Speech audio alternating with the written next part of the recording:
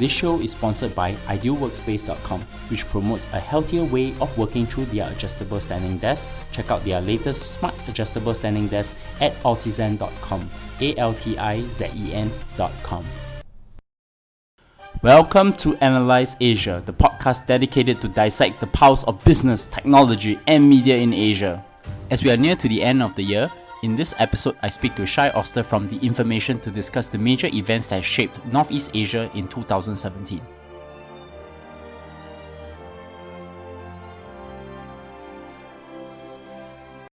Hi Shai. How you doing? Where are you based in? I'm based here in Hong Kong. I'm looking out over Victoria Harbour. Nice. I would love to visit Hong Kong again. And it's now getting cold there, right? Define cold. It's not hot anymore. Yeah. Okay. But you are one of the guests that I've always been wanting to get on my show. I'm talking to Shai Oster, Asia Bureau Chief in The Information, a site that I'm a subscriber of, and I think it warrants no introduction to my audience, but still we have to introduce.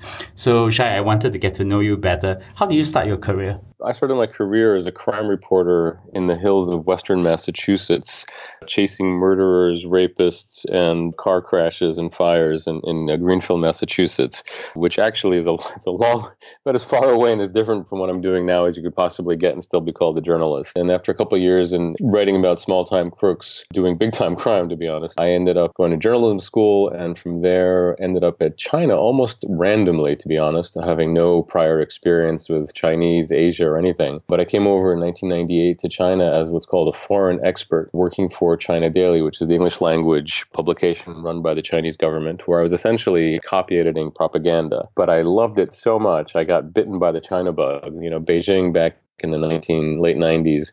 This is pre-Starbucks. It was a big treat to find the McDonald's. Hardly anyone owned a car, let alone a private apartment. Just a different world back then, and I really got bit.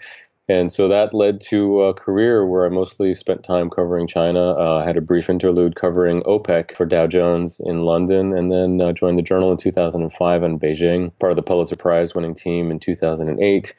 And in 2010 or 11, I forget, I joined Bloomberg here in Hong Kong as an investigative reporter, pivoted to venture capital. And then last year, as a middle-aged guy, I decided to join a startup, which has actually been fantastic. I joined The Information and launched the Asia Bureau here in Hong Kong in October.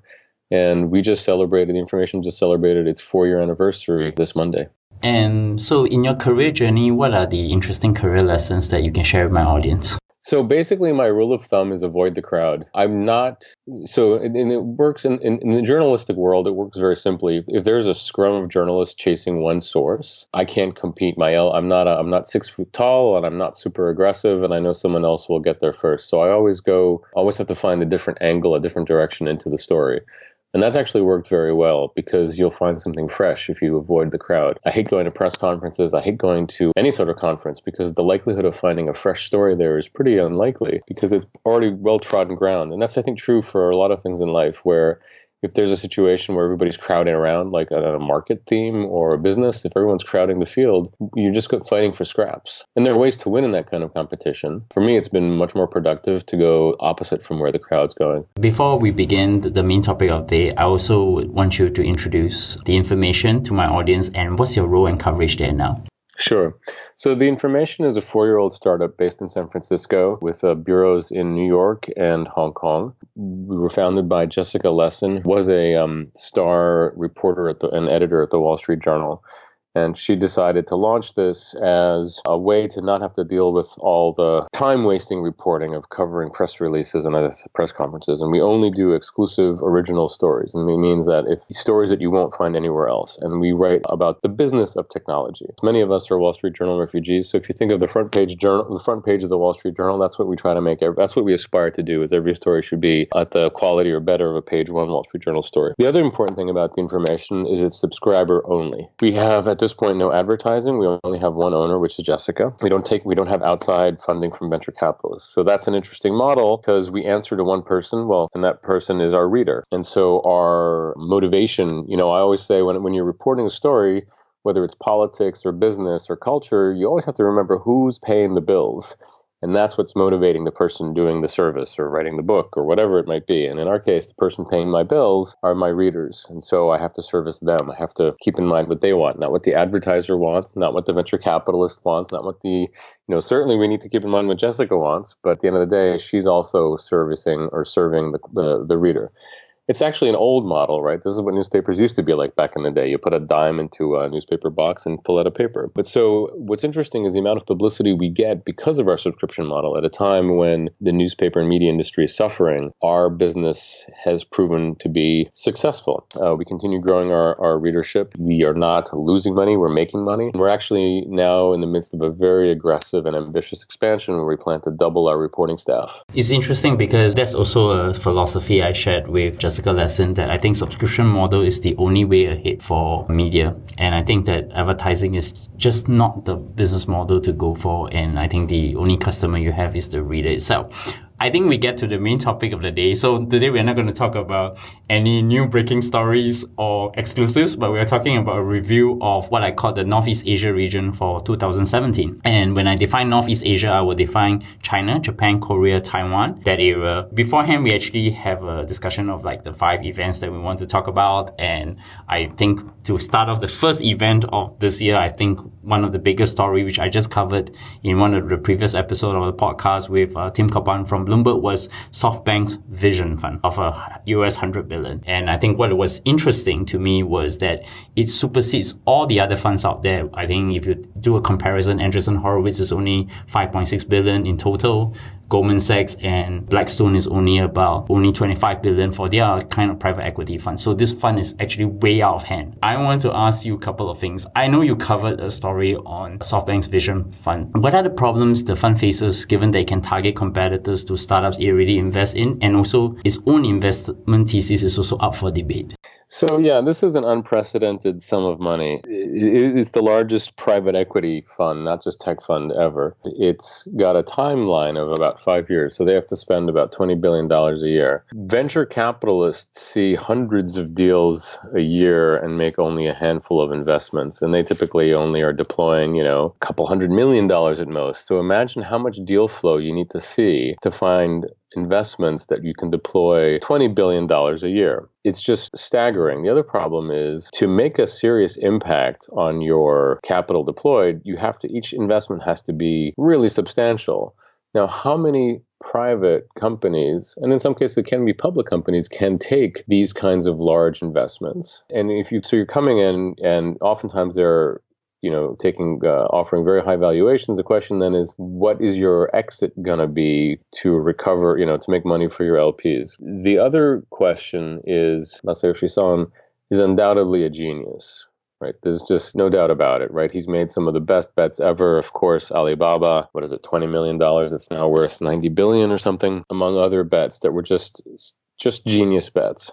But his best performance was in early stage investments, not the late stage investments that he, by nature of these large checks that he has to write, is where he's going to be deploying. Now, some argue that in some cases, actually, what private equity writes late stage checks, and they can do pretty well, pre-IPO. So you still get a 3x or 5x or maybe 10x if you're coming in late stage. And in some cases, it's often once the field is cleared a little bit, you can have a better sense of who might be the winner. The Masa thesis is that if you just pour billions of dollars, at that point, money will trump everything, right? So it's Uber versus Didi.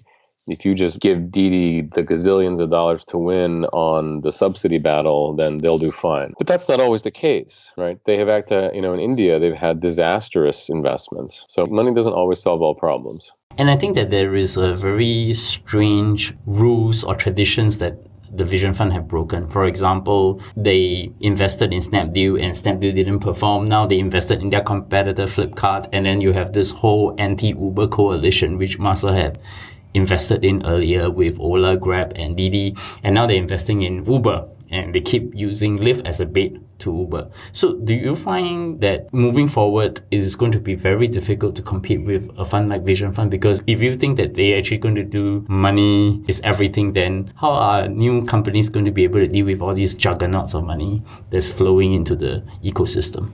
it's actually good because it depends. The way people are looking, from what I understand, a vision fund now is vision fund is the exit. It's not a competitor. You grow big enough, you're like, well, we can IPO or we can sell to Masa. That's true. And he'll give us some crazy valuation and screw it, right? And so that is one possibility. The VCs are feeling crowded, right? When Masa shows, when Vision Fund rocks up to the table, everyone else is like, oh, okay, we got to back down because there's no way we can write a bigger check. They can argue that, oh, we'll understand you better, but Masa is also, he's not just coming with a big check, but he's just a genius at selling himself and endearing himself to these entrepreneurs he does have a vision. He has a very clearly articulated investment thesis. And that's why a lot of investors will go with him, is because of the way he articulates his vision. It's not just the paycheck. The other thing I think is going to happen is that I have this is my prediction for 2018, is that some other Middle Eastern oil petrostate, is going to say, hey, wait a second. We need to diversify our economy too. We got like a couple $1 billion on the ledger. Why don't we do our own vision fund? And I can totally imagine, it's not like there's a lot of love lost between different Persian Gulf states. They all kind of, when I covered OPEC, one of the things that surprised me the most was how much they hate each other. I could totally imagine, Qatar, for example, right? They've got all this gas reserves. They have, less than 1 million actual population. They're terrified of their neighbors. They need money. There's got to be some banker in Wall Street right now hustling around the Persian Gulf, trying to cobble together, the deeper vision fund, Abu Dhabi. Imagine a coalition, Abu Dhabi, Qatar, Bahrain. And then in that case, you'll have an interesting situation where paper profits could be two funds of that size are competing. They actually can both make money, right? Because it's kind of like when you have these mergers, right? So like it doesn't matter when you have you could kind of like how SoftBank went into Lyft and to Uber, right? Because at the end of the day, that it doesn't matter which side of that deal you're going to be on, because there's probably going to be a merger, so you're going to make money either way. And so if you have two competitors, right, they'll be like, well, we can both drive up the price, which is fine because we're both going to be able to do paper profits. And then the IPO, if the company's good, great. If not, we already made our, Yeah, I think this is good, an interesting prediction, but because we also hear rumors of Masana trying to do the second vision fund with another 150 billions. Yeah, he said it. He said he was going to do 2 and 3. Yes, that's right. So there's just a question of, there's only so much money in the world. So it's really going to become very interesting there are only 1-2 big funds that's going to exist in this space.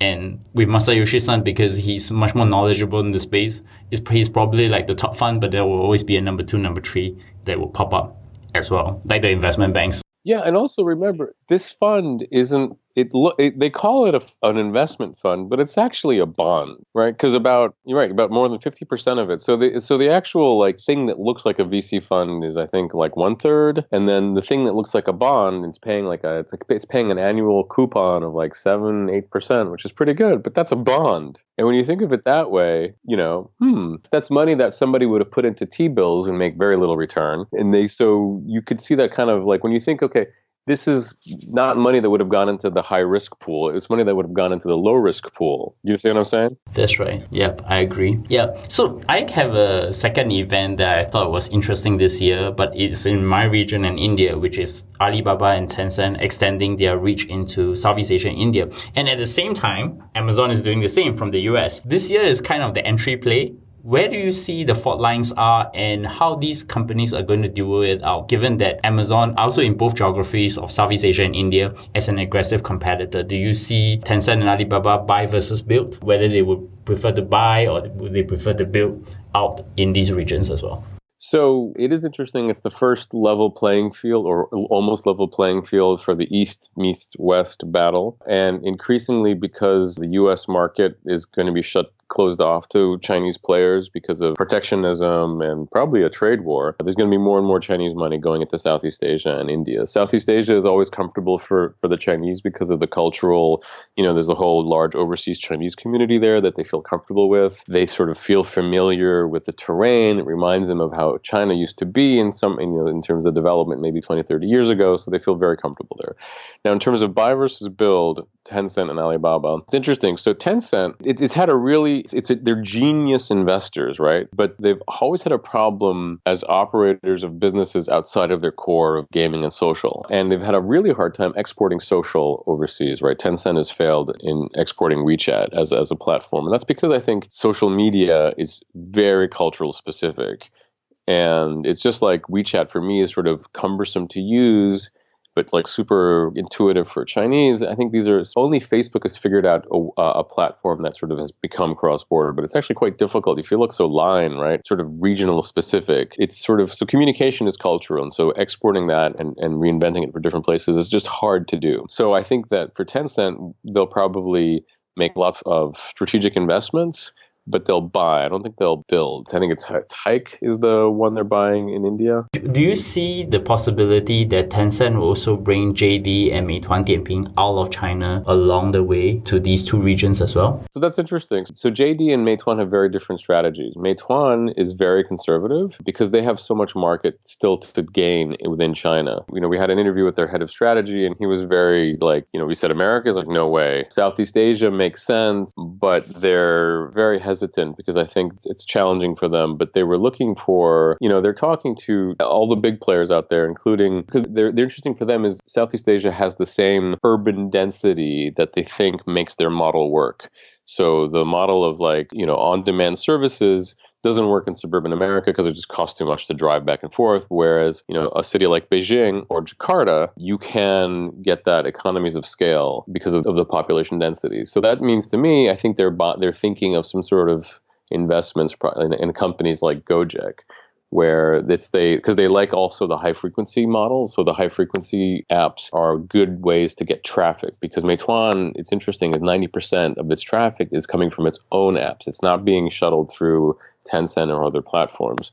So that's one thing. JD, I think, is already taking steps in Southeast Asia with investments in, I can't remember off the top of my head, but JD is already looking at Southeast Asia. Going back, Alibaba has made lots of investments and even taken over. Is Lazada the outright acquisition? Yes, Lazada. I think still there's some percentage left for the management, but yes, they have almost taken the most of Lazada.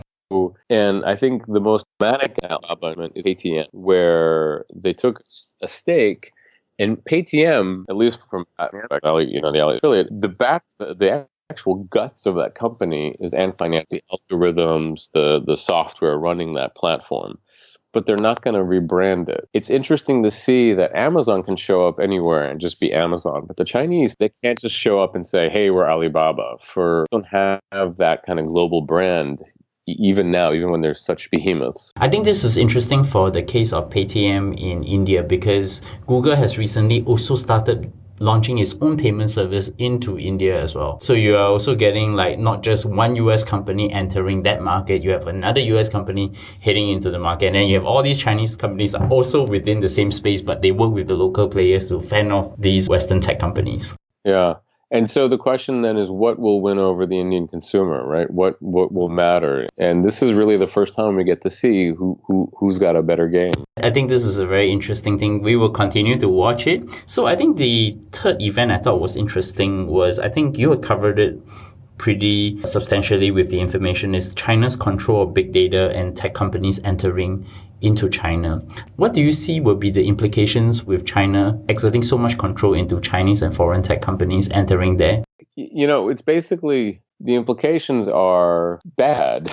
So one implication is that America is shutting itself, is a trade war. The reason why all of these Chinese tech deals into the US are being shut down is partly because, enough's enough, right? Guys, you can't have it both ways. You can't not let everybody into China and then try to buy up all these companies in the US. It just doesn't work. And so the sentiment in the US is finally tipped, and it's we're just going to play the same game you're going to play. If you want to buy a company in the US, you got to keep the data locally. If you can't do technology transfer, it's just kind of they're kind of getting a taste of their own medicine. The other thing is that what I've heard is that the Chinese companies are suffering not only because of their investments are being batted off, but also because for them it's a pain to not be able to, let's say you're a Chinese bank. How do you expand internationally if your data has to stay within China, right? They started to suffer. Just from a functional perspective, it's just kind of hard to keep data within your borders if you're a cross-border company. The other thing I think we're seeing is that competition keeps companies sharp. And look at Baidu. I think part of what happened to Baidu is that, they didn't have a competitor and they kind of lost their edge. I mean, and also Chinese companies also have a strategy tax problem, right? They need to have two systems. One system within China and one system outside China. And they are not very adaptable to the one outside China. Yeah, it's also, I think these controls I think there's going to be a domestic backlash as well. It's kind of a weird situation where on the one hand, the regime is demanding innovation and entrepreneurial spirit, but then saying, but you can't, don't think too far out of the box, think outside the box, but just a little bit. And if you look at like the great American iconoclastic entrepreneurs, they were way out of the box, right? Steve Jobs was doing drugs and kind of a hippie, right?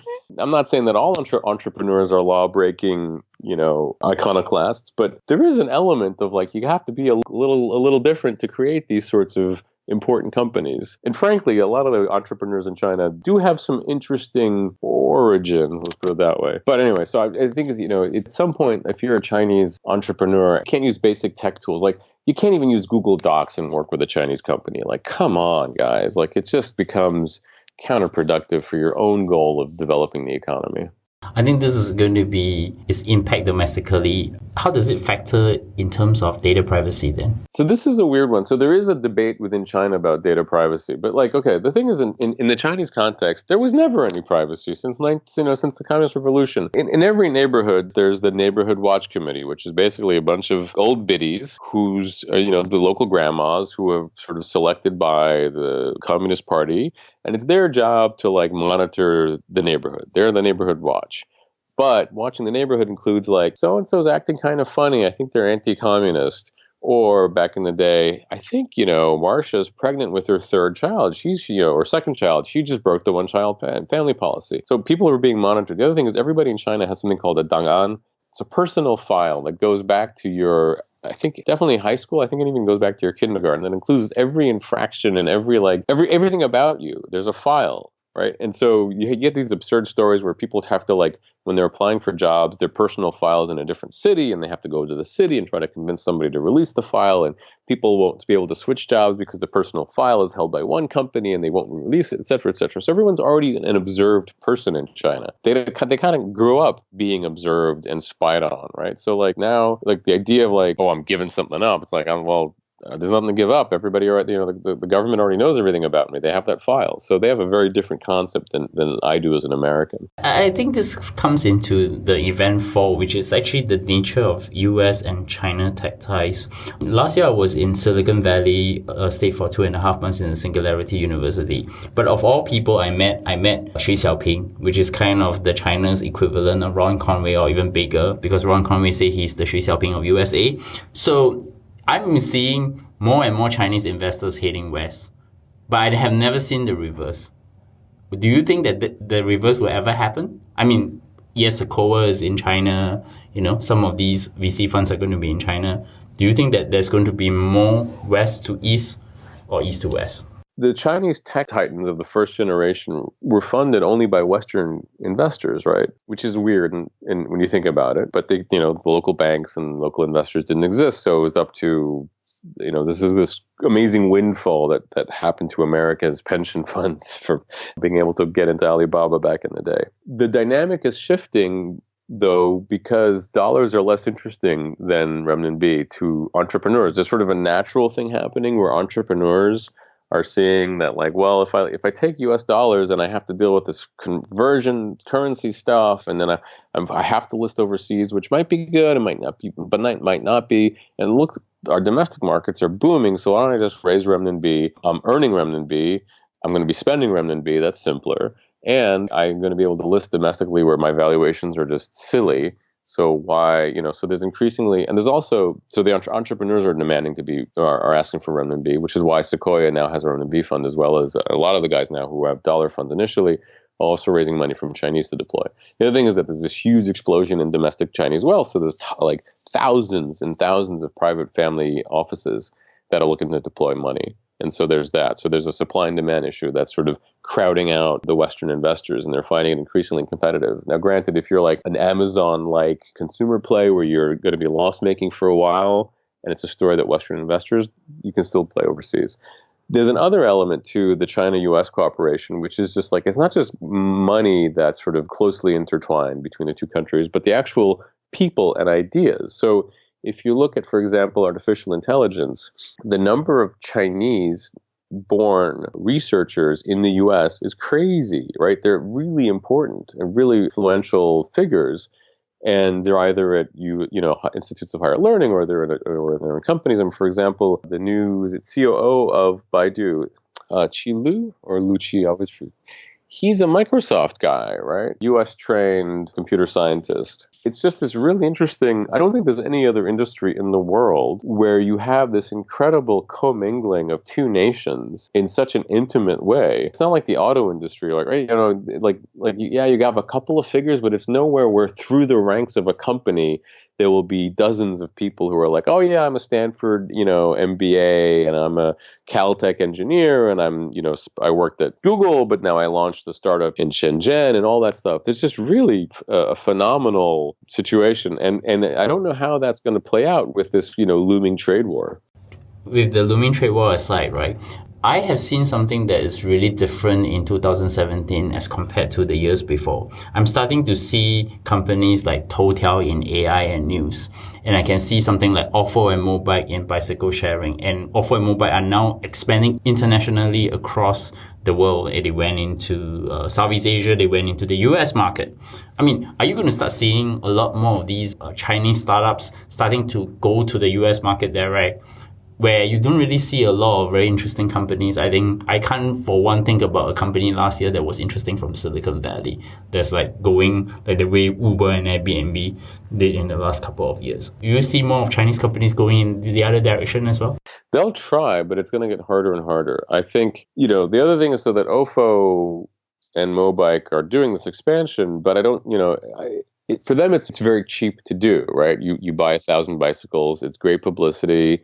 The local mayors might even, it just looks great, but like, really, what is that costing you? And because because of the deposit model, it's like, okay, we deploy 1,000 bicycles, people pay deposits, great, we're cash positive, you can run it for a year or two, and you won't necessarily lose a lot of money. So it's a cheap thing to do because your investors are overseas. It's like they can see it. I think that helps. No, I really do think that's part of it. Toutiao, I am skeptical of how they'll be able to do it. So they pitch themselves as a technology company, and so they can say, their argument can be like, look, in China we'll make a ton of money because we're going to have so much traffic, and we're going to sell ads, and we're going to eat Baidu's lunch, and we're also going to steal some traffic from Tencent. And in China, once you have traffic, you can monetize it in a million different ways. Great. But their argument is that what's really interesting about us is our algorithms are really, really powerful, and they can be deployed in different applications.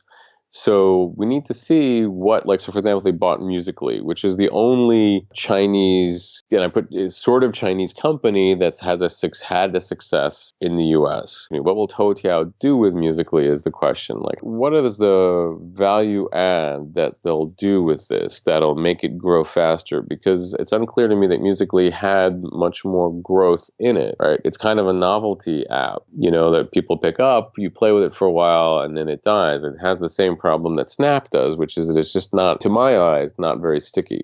So what will a more powerful algorithm do to that? The other thing is, and they can argue, okay, so they can put their technology to use, let's say, there is no really effective, as far as I can tell, newsreader-like app in the US, except that there's Facebook and Twitter. So how could Toutiao, maybe they could say, look, if we stole traffic from Baidu and Tencent, we can steal traffic from Facebook and Twitter. But I don't know, because part of it is the AI model you have to teach it how to be effective, right? It's not like the first time you turn it on, it'll be useful. And so I'm not convinced on how their international expansion will go. I think it's also similar to the case of when Toutiao bought Musical.ly. It's also similar to Tencent's been buying more shares of Snap, but everybody's trying to figure out what they're going to do with Snap as well. Yeah. And that one, so Tencent sometimes just deploys capital like an investor. Not everything they do is strategic because, they're not getting a board seat on this as far as, we're scratching our heads too, and we're trying to report that out. It's in line with some of the other investments they've done overseas, right? Where they buy pieces of social media companies all over the place. And I think it's probably a learning process for them to some extent. Like, okay, well, let's put some money on the table, see how it goes. But I can't see that Tencent, can you imagine Tencent trying to like take over Snap? But it wouldn't fly, right? It wouldn't fly. The US government would like soil its undies in an apoplectic fit, right? Personal data, Tencent's, they all the stuff about like the evil Communist Party and Tencent. No. There's just no way they can, in the current climate. There's no way they could successfully do that kind of takeover. And frankly, with the new CFIUS regulations that are likely to pass next year, I don't even know if they'll be able to keep that stake they have now. It all depends on what the US-China trade relations is going to go, I guess. Whether tech companies in both continents are going to boom. Am I right to say that? It is, and there's no indication of it getting better. I think next year, I think one of the themes will be the sort of worsening relations. And that's going to play out in some weird ways. I think we still have one more event, which is the rise of TMD, Toutiao, Meituan, Dianping, and Didi. The interesting thing to me is, with the exception of Toutiao, the other two relied heavily on Baidu, Alibaba, Tencent on their successes. Will we see similar companies in the future that resemble the TMD in the sense of relying more on the BAT, or do you see something like Toutiao, which is really an exception to the rule, emerge? Oh, man, if I could make that kind of prediction, I wouldn't be a reporter, I'd be an investor. Well, it is fun to have a crystal ball and have some fun to take a look at it. Yeah, right? yeah. So, and the thing that's interesting is, there's lots of interesting, but one aspect of it is the Meituan Dianpings of the world and the Didis and the Ofos and the Mobikes, who are sort of attached to one of the proxy powers, is that they want to get independent. Like, it's sort of like this kind of like, it's nice to have Tencent as your backer, but it's also not so nice, right? I want to grow up and be on my own, right? And I think Meituan Dianping is trying to figure out a way to not alienate Tencent, to not turn Tencent into an enemy. I mean, so Meituan Dianping is interesting. So, right, because they were initially in the Alibaba camp, right? And there's a feeling among some entrepreneurs that, if you go Alibaba, you kind of get sucked into the Borg, right? You become a piece of Alibaba, which is a fine place to be. It's a great machine, and it's, they print money, etc. But you lose your identity. And so I think part of the reason why Meituan Dianping made the switch to Tencent is they're seen as more of a benign sort of passive investor. So they're like, they won't suck you into their machine. But it has a lot of integration with WeChat. That's already into their machine in a way, right? Yes, but these are the interesting things. Meituan Dianping, 80% of the traffic, higher than 80%, at least 80% of the traffic does not come from WeChat. I think it was 90% of their traffic is from their own apps. Okay, that's interesting. 20% of their payments are through their own payment platform. So they're already quite independent, much more independent than before our reporting. I just thought of them as, you're right, like, it seems that they have more independence, it appears, than JD.com at this point. But JD.com, I think, is more dependent on Tencent for its traffic. The other thing that's interesting is Meituan Dianping, because it's on-demand services, it is essentially the foot soldiers for the propagation of Tenpay, right? Because they go to, Meituan Dianping goes to every little mom and pop. And right, like, commerce in China is this insanely fragmented thing. It's not like there's a ton of restaurant chains. It's all like mom and pop, little tiny shops, little corner stores. It's just a nightmare. And to get everybody on your payment platform, you got to send a foot soldier block by block, street by street, to be like, here, you should use Tenpay. These are our rates, and da-da-da-da-da-da. So, and arguably, Tencent really needs Meituan to keep doing that, right? Because they need Meituan to bring that traffic, to spread the usage of Tenpay. Now, as for another company coming up out of the blue, it's entirely possible, because there's so much money still floating around. There's so much dry powder among the VCs, both the domestic and the foreign, that it's totally possible. The other thing, remember that the Chinese consumer is incredibly fickle. My favorite example of this is, only in China would people buy a car made by a battery maker. Like, if Duracell launched a car, people are like, what are you talking about? It's a Duracell. I'm not going to buy a car made by Duracell. Are you kidding me? BYD, battery maker, became one of the biggest car makers in China, because there's no legacy, right? It's not like my dad owned an Oldsmobile, so I'll buy an Oldsmobile. My dad, no one's dad owned a car, right? I mean, until maybe, 10, 15 years ago. So there's not that same sort of consumer loyalty. And there's a willingness and openness to experimentation. I think this is interesting. Then what about Didi then? I mean, they are sucked into the SoftBank ride-sharing empire now. So there's a question of whether Didi is going to go out of China and take Uber on. But then the question is, there's only so many markets that you can have a fight. So Yeah, so Brazil's next on the menu for them. I think Didi's problems are more, they got to watch out because the fight isn't over back home either, right? People are still raising big money for rival ride hailing back home, which we've been like Meituan Dianping is like seriously looking at ride hailing. Baidu is backing another ride hailing company in China that I'd never heard of. So there's still, it's not like China's a done deal. It's interesting that Didi's overseas expansion, I'm curious to see, I'd love to know what they think of SoftBank trying to buy into Uber. If they see it as like, great, that'll neutralize the competitor and then we'll just be one giant machine. But these guys are super ambitious, right? And it's like, in the Chinese context, it's interesting when you talk to entrepreneurs, like valuation and control matter. It's not just like, oh, I'll get rich, but like, I want to be the guy or the woman in charge of this. And I want to have the $100 billion valuation. I was talking to a senior banker and he was saying like, well, everyone's really thinking right now in China, like who's going to be the next $100 billion company? And I said, well, who cares what the valuation is? Isn't it more about like what your profits are and your revenue? He said, no. They want the bragging rights of being the $100 billion company. And this is why a lot of these mergers become super complicated because the egos involved are enormous. And that's true in the US as well. So you got to think like, okay, Didi's founders are not going to be like, yeah, sure, we'd merge with Uber. Great. Yeah, I'll give up this thing that I built with blood, sweat, and tears. I'd love to be in a boardroom meeting with these guys and just be able to hear what they really think about like SoftBank hoarding Uber. yeah, but it's different these days now. Uber don't have a founder CEO, you see. It could be the other way around, right? Yeah. So another prediction is, this is my prediction. Gene Leo will be installed as the Uber CEO. SoftBank will do the investment, and then they go with Gene Leo and that. Think about the optics, right? That's true. Yeah, that would be interesting if that would happen. Yeah. You heard it there first.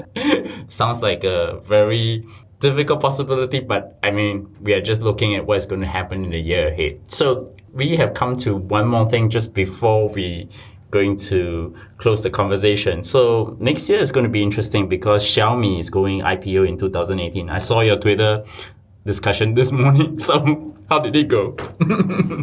Yeah. So it's interesting. So, Xiaomi has already been talking to bankers and they're going to be doing asking banks to pitch coming weeks. And it's probably going to be the biggest tech IPO of next year. And the question is, what's the valuation going to be? And also kind of why now? Reuters had these bankers speaking off the record, salivating at like, it's going to be $100 billion IPO. And Bloomberg was sort of also speculating at the $50 billion IPO level. The people I've spoken to said, it's really early days in the talks. And you got to figure that it's got to have, like, a lot of it, I think, matters on how the last round of fundraising was structured and what kind of ratchets it has and what kind of, the price they find has to be attractive enough to bring in investors, but not so low that it angers, that it starts triggering all sorts of punitive mechanisms on the earlier investors. So I don't know how that's going to play. And also I think that the market, the window this year was obviously super hot, right? And so there's been this rush to IPO by Chinese tech companies to seize the moment. But, will that momentum still be there next year? Or is Xiaomi big enough where it could kind of doesn't need sort of a market momentum, but can kind of exist on its own? I think what's on its side, on its favor, is it's going to probably list in Hong Kong because it's such a natural market for it here, especially now that there's the connecting mechanism where investors in the mainland can buy shares in the Hong Kong Stock Exchange. And it's such a natural that you could then have, Chinese retail and institutional investors buying into Xiaomi, which they understand, right? It's such a like, I use the phone, I see the phone on the street, I'm going to buy the stock. Whereas if you list in the US, it's a phone that like you kind of have to like go through this process of like explaining what the company is and like how they're growing. And, investors will understand, but it's not as immediate and tactile as listing it in Hong Kong, where it has like this natural presence. As the Hong Kong market's really been benefiting from all these other capital controls. So Chinese money can't do, real estate in Vancouver as much. So a lot of the money instead will be going to the next best thing, which will be the Hong Kong Stock Exchange. So I think that will still be true, but I don't know. There seems to be a general softening on the tech theme happening now that could still, impact their chances for an IPO. I think this is going to be something we will continue to watch. And of course, the next time I'm going to get you back on the show and we can dive into some of these topics in a deeper way since you covered them in the most interesting way possible. So, Shai, thank you for coming on the show. But in closing, I will always like to ask 2 questions. So my first question is, can you recommend a book, podcast, movie, or anything that has impacted your personal work life recently? Planet Money. Okay, NPR. Yep, I listen to that too. Yeah. Oh my gosh, those guys are just so good. I love Planet Money. So Planet Money, you got to listen to them. And Sound Opinions, which is a music podcast, which is how I keep from sounding like an old man when I talk about the latest tunes. And then books, I don't read much because I've got 2 toddlers at home, so that the whole reading thing hasn't been happening. But I did read Duncan Clark's piece on Alibaba, which the book title, I used to have a book right here, but I can't find it. Anyway, Duncan Clark is one of the premier China tech consultants. It's called Alibaba, the house that Jack Ma built, or something like that. Anything by Michael, Liar's Poker writer, his guy, Michael Lewis. Yes. If you want a model of how to write lucid, beautiful business prose, it's anything by Michael Lewis is just phenomenal. My favorite one is still The Big Short. Yeah, he puts us all to shame. Yeah, and Peter Hessler, anything by Peter Hessler. If you want to understand China, Peter Hessler, few have the depth and the subtlety that Peter Hessler does when it comes to writing about China. Okay, my last question then. How do my audience find you? I smoke signals, phone, fax, telepathy, teleporting. So my email is Shai, SHAI, @theinformation.com. Our website is theinformation.com. My Twitter handle is @BeijingScribe. Please tweet angry notes at me. I have a Signal if you're interested. I'm on WeChat at Shai.Oster or Shai-Oster. Hold on, let me just verify this. Oh my goodness, where does my WeChat? You got to be on WeChat these days, right? The one thing that drives me nuts is, why doesn't WhatsApp have a QR code to scan into contacts, right? It's just so hard to put in a new contact. So my WeChat is Shai, SHAI -Oster, OSTER. Call me with tips, call me with complaint, reach out, story ideas, good news, bad news, let us know. And I get one thing I want to say, the thing about the information is that we don't shy away from hard stories. Most notably, my colleague, Rita Brigatti, has been writing phenomenal pieces about sexism in Silicon Valley, breaking news on binary capital, most recently on the creator of the Android and how he was let go from Google for inappropriate relations. And this latest deep dive he did on Google's rather permissive attitudes in the executive suite. So we're not afraid of hard stories. We've been threatened with lawsuits, but we'll do, Jessica Lesson's a very brave publisher and editor. And so we if you have something hard, we'll do it. It's not that we're looking for only to do bad news stories, but I feel that there's so much hype in tech coverage that it's really important to have somebody who looks at it. And as I say, we take tech seriously the same way that, you should write about banking or the auto industry is the way you should write about the business of tech, because arguably the business of tech is now more important than banking or the auto industry. And there's just so much cheerleading and kind of fanboy journalism, and that's doing everybody a disservice. Okay, we'll bear that in mind. You can find me at Bernard Leung, bernardleung.com. You can actually WeChat me at bleungcw. So you can also hear us on iTunes, Stitcher, SoundCloud, Acast, and TuneIn, and of course Google Play in the US market. Please give me a 5-star rating on iTunes, and of course recommend us on Overcast, and most importantly, just tweet to me your feedback. I get email feedbacks all the time. So once again, Shai, thank you for coming on the show, and I would love to have you back next year. Thanks for the invitation.